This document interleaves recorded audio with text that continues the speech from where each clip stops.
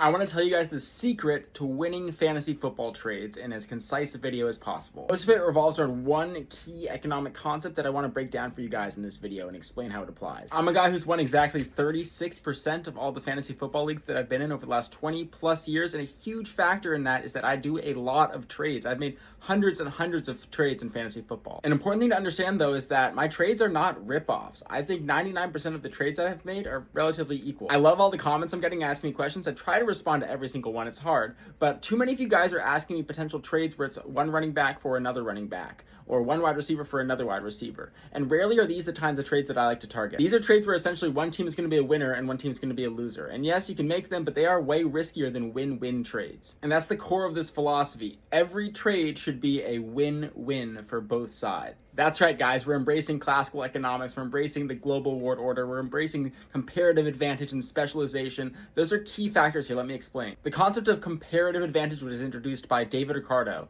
This guy. He's the OG of the win-win trade, meaning that two sides want to observe what their comparative advantages are and exchange those. I have more apples, you have more oranges, let's exchange, we'll both be better off. You have more wide receivers, I have more running backs, let's exchange, we'll both be better off. And an important concept to understand is that comparative advantages don't always necessarily align with just positions, a running back or a wide receiver or a quarterback or whatever it is. A comparative advantage could be having win now guys versus win later guys. If a team is clearly in first place and cruising, they may want to stack up on the Rashee Rices and guys that are suspended right now and are out but will be better later in the season. Whereas if your team is already in a hole, you want guys who will help you win now. But think about running backs who probably won't be there by the end of the season but right now have a role, like J.K. Dobbins. Depth versus quality of starters is another important comparative advantage to use if you're trying to make a trade happen. Just because injuries aren't happening to your roster doesn't mean that you shouldn't pay attention to them. Look for the guy who has George Kittle. Don't wait for him to propose you a trade. Go ahead and send him an offer with a tight end. Especially once bye weeks start hitting, this is a key factor. Some guys will be desperate for a win and missing some key starters for a bye week.